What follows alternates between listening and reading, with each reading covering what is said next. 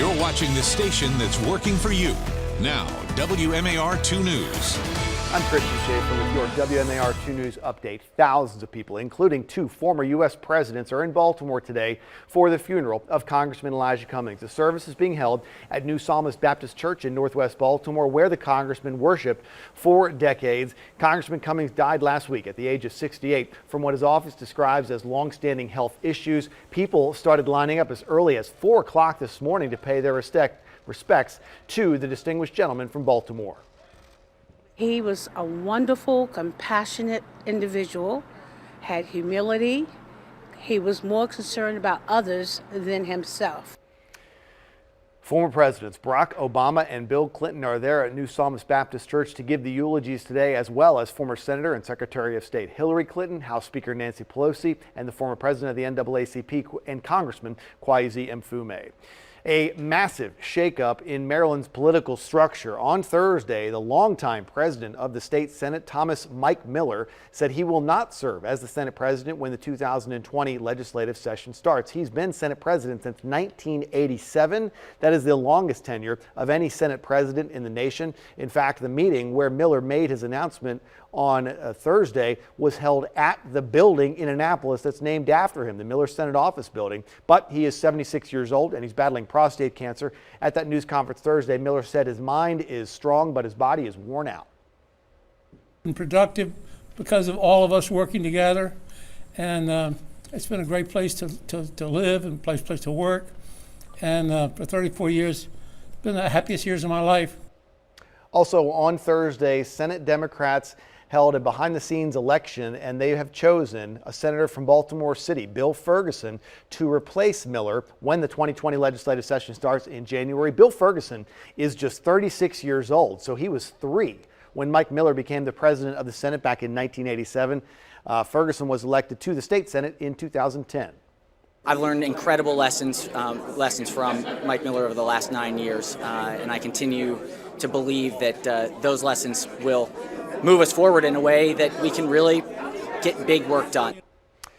Mike Miller does plan to remain a senator. He represents portions of Prince George's and Calvert counties. The last Republican county executive to lead Baltimore County has died. Roger Hayden served in that position from 1990 to 94. He was more recently a member of the Baltimore County Board of Education. Governor Larry Hogan appointed him in 2017 to fill a vacancy. The current county executive, John Olszewski, called Hayden a dedicated public servant and a tireless advocate for public education. Roger Hayden was 74 years old. Tonight there's a vigil in honor of that local high school student who died in a car crash this week. 17-year-old Kayla Perry was a senior at the Carver Center for Arts and Technology. She got into a smaller crash on Tuesday morning on Charles Street near Loyola Blakefield. But then a passing truck hit some wires that had been brought down by the initial crash. The wires threw Perry into the road. The force of that killed her. There's a candlelight vigil at Carver Center at 6 o'clock tonight, and then services for Kayla will be November 2nd at that school.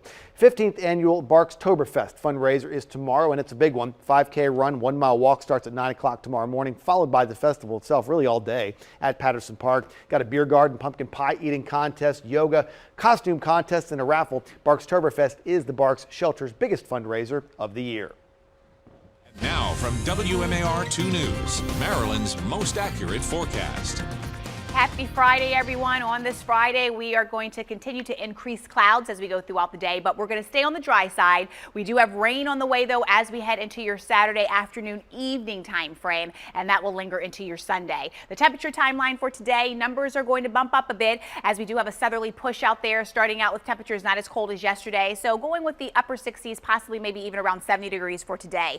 Futurecast picking up on that rain coming in here Saturday afternoon. So maybe around 3 o'clock, 4 o'clock, we'll start to see some showers, spotty shower activity, but then the heaviest rain moves in overnight into your Sunday morning. For today, this is how we'll continue to plan. High temperature again, upper 60s, right around 70, a partly sunny to mostly cloudy sky as the clouds will continue to increase for today. And here's that 7-day forecast. We pick this up on Monday, where we will dry out, but still staying above average, Christian, that high right around 70. Okay, Lynette, thanks very much for that. Stick with WMAR2news.com all day long for updates on your top stories and breaking news. And for news and weather on the go, you can download the WMAR 2 News app from the App Store. It's got live radar, and you can set up breaking news alerts to come straight to your phone or tablet. Thanks for watching. I'm Christian Schaefer. This WMAR 2 News Update is sponsored by Jones Junction.